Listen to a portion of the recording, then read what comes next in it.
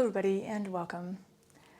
Today's video is going to be a little bit different from the videos I usually do, and that's because I've been alluding to in my previous few videos that I've been experiencing difficulties in my life, and I wanted to talk about that with you today, not only because that's going to imply changes probably coming to this channel, but also I wanted to get some feedback from you. But before I start, I'm going to make myself a mug of tea, and I have a project that I'd like to work on by hand with you while I chat in the traditional sew and chat format that I've done in the past. I have a dress that I need to mend, and I will show you that in just a moment. So let me get my tea and I'll be right back. So today I'm going to be working on, just to stall a little bit more, this Una dress that I wore in a previous video, and in that video I noticed that the straps of my dress were a little bit longer than they usually are, and that the bodice was falling down a little bit further than I wanted it to, and then especially with the mic weighing it down, it was even falling further down. So I compared it to another Una dress that I have, the straps, and it looks like this is a double gauze fabric. It's a Nani Iro fabric that I bought while I was in Kyoto in 2019, and because it's double gauze, it's somewhat loosely woven, and I think that over time the straps lengthened a little bit. And so I will be shortening them here, and I've put a little, what do you call this, clip to sort of hold it, the pleat in place, and I'll be pleating it into the back of the dress and then sewing it down by hand, just to sort of bring up the bodice a little bit and, yeah, shorten the straps so that I can keep wearing this dress, because I love it, and it's really pretty, and it looks like, I don't know, sunshine and happiness. So that's what I'll be doing. I have my tea here. It's my cinnamon yogi tea, and now that I have procrastinated as long as possible, let me tell you what's going on.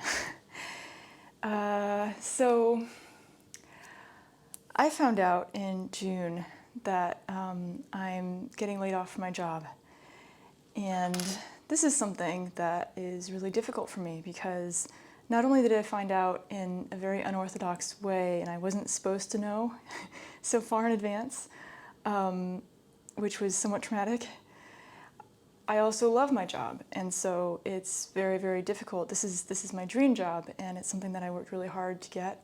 And obviously this isn't the last time that I will ever work in publishing. It's not the end of the world. It's just a job, but you know, a job is somewhere where you spend 5 days out of 7. It's, you know, I don't know, it's a really big part of your life. And so I picked something that I was very passionate about. If you're new here, hello, my name is Sarah, and I am a Franco-American. I grew up on the East Coast of the United States, and I moved to France in 2009. I did so because I was studying French at UConn.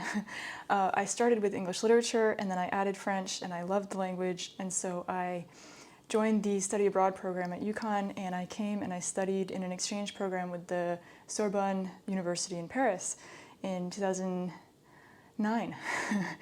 And so through different work and a lot of stress and immigration processes, I first taught English, and then I did my master's in French in publishing in a book marketing publishing program with the University of Paris, 13 in Villetaneuse, which is the city where that campus is, because the Paris University has multiple campuses.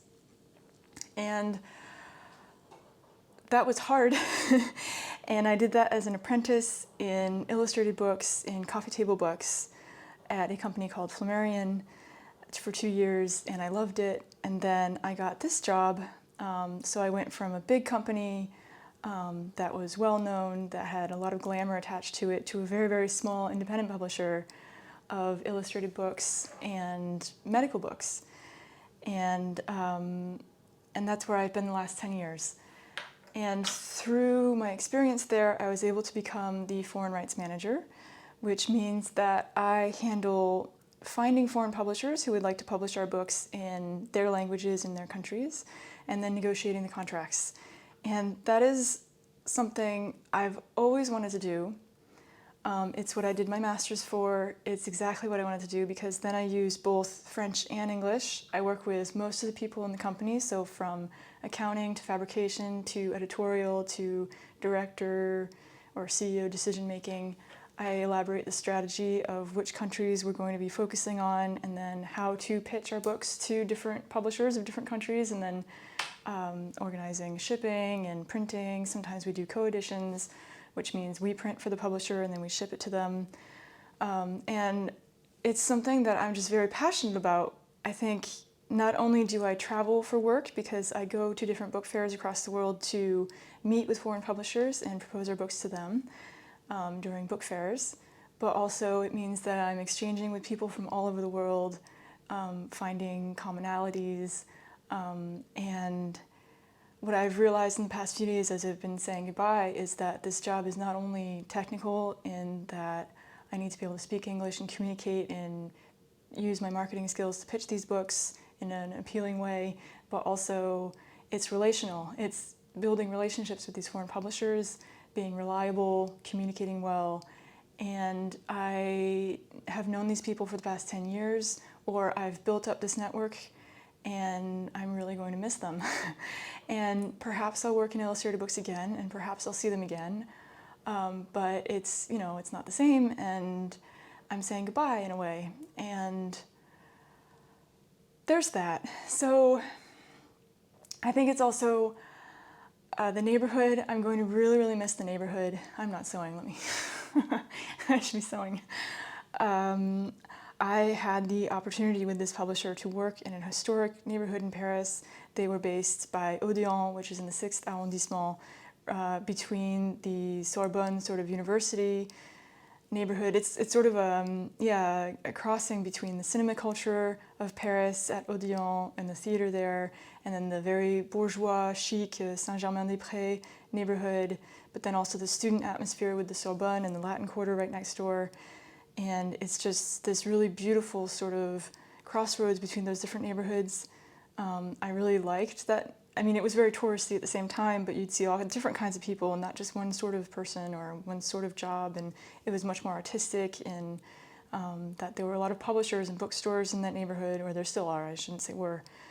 And then, you know, I had my own habits in that I formed relationships with the restaurant workers or the people who running the restaurants in the neighborhood that I would go to on a regular basis. Over the years, the pharmacy, the, you know, sandwich shop, things like that. And I'll miss them too. I have my habits, such as, for example, I would walk through the Luxembourg Garden in the morning on my way to work. And having that sort of behind the scenes look at the garden before everybody gets there. There's just a few joggers and maybe dog walkers at the same time at 8:30 in the morning, and to see the gardeners at work and have such calm before the beginning of the day walking through the garden. And it was just something I treasured. And so there's that too. I spent more time in that neighborhood than I'd have in any of the neighborhoods that I lived in because I was there all day, even especially before the pandemic when we didn't have working from home as a possibility. And so, yeah, it's a lot to say goodbye to.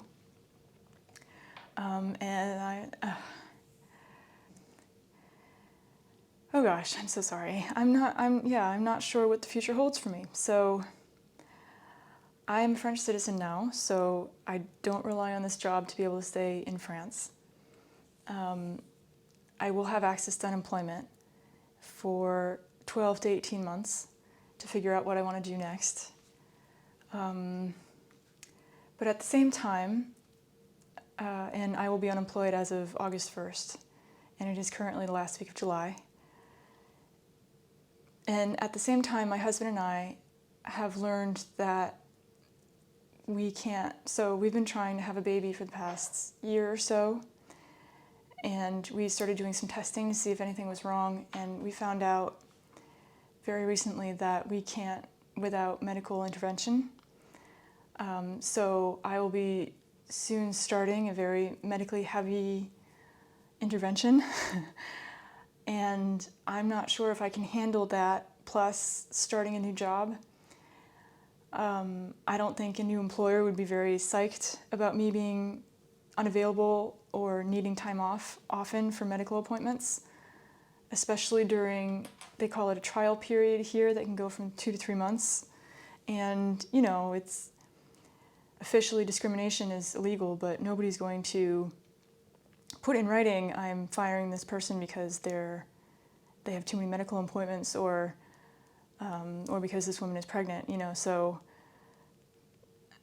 I'm not sure if I'm going to be able to pursue publishing right away. Right now, with that other project that we have, that's also going to take a lot of time and concentration. So there you go. That's what's going on in my life right now. It's been really hard. I've been having a hard time sleeping. I think that's noticeable. I don't feel very good about what I see in the camera at the moment. But I know that that's not permanent, so I persevere. And I suppose what I wanted to ask you is this idea of doing YouTube. It's a hobby for me. It was very important for me to share what I knew, my knowledge, and what I'd learned over the years. I think that it's how I learned to sew, is by other people sharing their experiences online. And I wanted to add to that conversation, and I think that I have in a way for some people. And I'm very happy about that. And I feel like we have a community now here that motivates me. I think that becoming a full-time YouTuber is not something that I considered before, and there are a lot of considerations to take into account. Being online and filming oneself all the time is not always easy. It sometimes feels like overexposure, and being subject to the whims of the algorithm as well doesn't inspire much confidence for my financial future.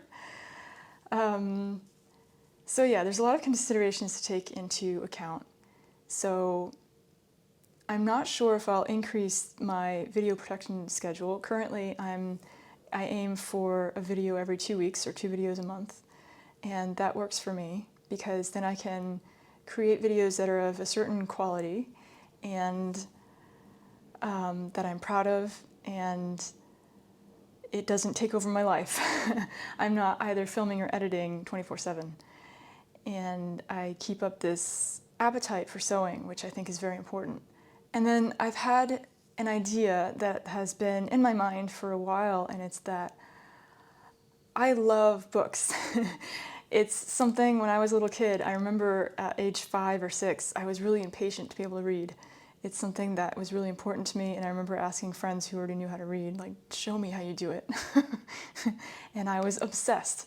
During recess, I would go and want to sit alone and read, and all the teachers would worry about me and my socialization skills. And to me, there's just something about books that makes my heart sing.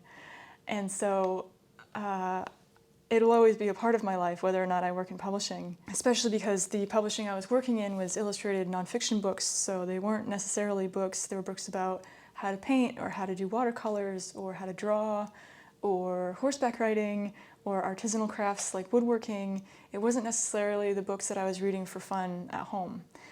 So I've never burnt out of reading either, which is a good thing. Even though I did stop reading for a while after my literature degree, my bachelor's degree, because that was intense. So I've been thinking of integrating a little bit more book content into my videos, even to the point I have been considering perhaps creating a second channel that would be a purely booktube channel, so as not to mix sewing and book reading, because I know that there will be audience members that prefer just books and other audience members who are here just for the sewing. And I think that the algorithm will get very angry with me if only half of my audience is watching at a time. And I would rather appease the algorithm as much as possible at this time. But yeah, I think it was especially the video that I did when I went to London for work, for the London Book Fair, where I was talking about the books that I was buying, because I really enjoy buying books when I'm in the UK. I find that the books are more affordable, and sometimes the editions are a lot easier. The UK paperback format is my preferred format, and so I really like buying books when I'm there. And I showed you what I was reading and what I was buying, and a lot of you responded that you also read and that you loved that content, and that you really wanted me to talk more about books, and that and I find that sewing and book reading must somehow converge. I think perhaps sewing people are also book people a lot of the time, which is a beautiful discovery. So hopefully you'll follow me to the second channel. I'm not sure when I'll create this or when I'll start doing it. I think that this summer I will take some time to relax, to heal, because I'm mourning the end of this 10 years of experience and hard work. But at least this way I would keep a foot in the publishing world and what's going on, because I feel passionate about it. I'm not sure how good I'll be at talking about books. I've never really done it before in a YouTube booktube format. I think that book reading and sewing have commonalities in that they're both very individual activities and somewhat solitary, and so I think that I've been looking for book community for a little while now, and that maybe I'll find it here. So that's my idea for the future of the channel. I'm not sure if I will go full-time YouTube or if I will eventually look for another publishing job. I'm not sure what's going to happen in my personal life in the next 3 to 6 to 12 months. There are a lot of things in the air right now, but at least I have this community, and I have these videos and this hobby that is sewing and creating videos, and hopefully it'll sustain me during this period. And I hope you will accompany me during even this hard period. So that's what's going on. I think I have finished fixing this pleat in these straps by hand. I do like using hand sewing to do this because I find that I wax my thread in advance, and I find that hand sewing is often even stronger than machine stitching and often much more subtle. And so I think, yeah, this would definitely have been squished under the machine. But it is ready to be worn again. I'm very happy about that. Now, in the next week or so, I have been invited to join my mother-in-law on the coast in the north of France, where she has a friend who has an apartment on the seaside and who's letting us use the apartment for the week. And I think I love the ocean. I love being near water. And I think that the ocean breeze, even if it's not going to be very warm, it's going to be kind of blustery this week that I'm going. I think that the ocean breeze and just being near the water and being out of the city is going to really, really help me. And I'm going to try and relax. My last day at work was yesterday, so it's sort of very vivid, the emotions I'm feeling right now. And yeah, right now is a time to heal. So that is what I will be doing in the near future. Thank you for watching and listening to this video, if you are still here, if I didn't bore you. And I will be back with regular sewing content very soon. I hope that your summer is going much better than mine, that you have beautiful weather and lots of creative inspiration, and I will see you again here soon. Bye-bye.